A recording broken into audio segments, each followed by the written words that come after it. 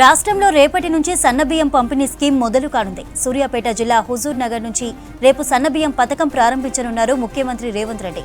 CM పర్యటనకు సంబంధించిన ఏర్పాట్లు ఇప్పటికే పూర్తయ్యాయి. ఏప్రిల్ 1 నుంచి రేషన్ షాపుల్లో సన్నబియ్యం పంపిణీ కొనసాగనుంది. కార్డు లేకున్నా అప్రూవల్ లిస్టులో పేరుంటే సన్నబియ్యం తీసుకోవచ్చని మంత్రి ఉత్తమ్ కుమార్ రెడ్డి తెలిపారు. బియ్యంతో పాటు నిత్యావసర వస్తువులు పంపిణీ చేయనుంది ప్రభుత్వం. రాష్ట్రంలో రేపటి నుంచి సన్నబియ్యం పంపిణీ స్కీమ్ మొదలు కానుంది. సూర్యాపేట జిల్లా హుజూర్ నగర్ నుంచి రేపు సన్నబియ్యం పథకం ప్రారంభించనున్నారు ముఖ్యమంత్రి రేవంత్ రెడ్డి. సీఎం పర్యటనకు సంబంధించిన ఏర్పాట్లు ఇప్పటికే పూర్తయ్యాయి.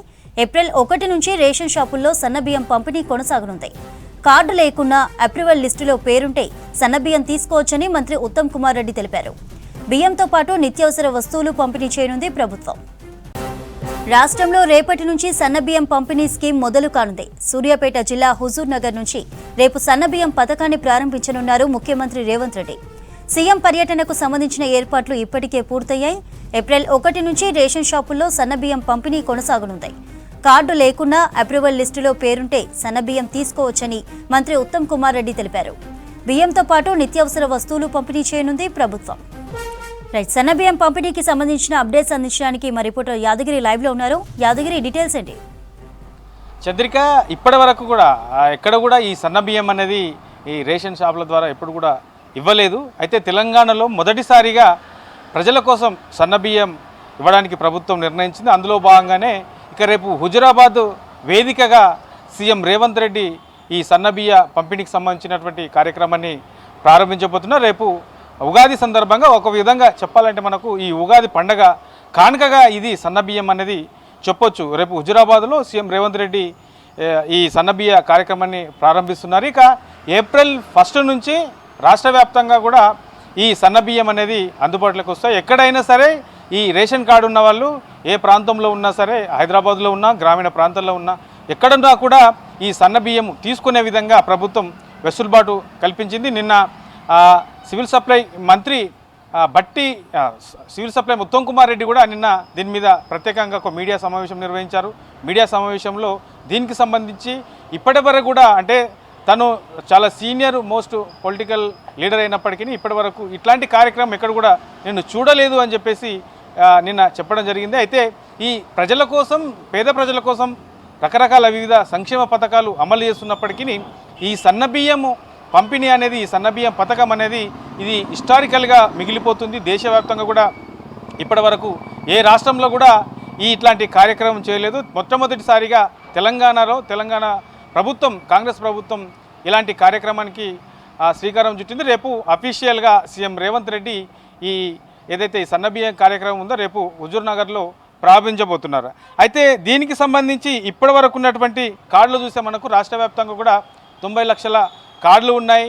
సో దీనిలో ఇవి పాత కార్డ్సే, గతంలో ఉన్నటువంటి పాత కార్డ్సే. కొత్త కార్డ్స్కి సంబంధించి కూడా ప్రభుత్వం ఇవ్వాలని నిర్ణయించింది. ఇప్పటికే 30 లక్షల మంది లబ్ధిదారులు కొత్త వాళ్ళు ఈ దాంట్లో యాడ్ అవుతారని చెప్పేసి ప్రభుత్వం కూడా ఇప్పటికే ప్రకటించింది. దానికి సంబంధించినటువంటి ప్రాసెస్ కూడా కొనసాగుతుంది. కాబట్టి ఇక ఎవరైతే ఎంపికయ్యారో కొత్త కార్డులకు సంబంధించి, కొత్త రేషన్ కార్డులకు దరఖాస్తు చేసుకున్న దాంట్లో ఎవరైతే ఎంపికయ్యారో వాళ్ళకు కూడా ఇది వర్తిస్తుంది అని చెప్పేసి ప్రభుత్వం చెప్తా ఉన్నది. కాబట్టి ఇక ఏప్రిల్ 1 నుంచి ఈ సన్నబియ్యం అనేది ఎక్కడైనా సరే తీసుకోవచ్చు అని చెప్పేసి ప్రభుత్వం ప్రకటించింది.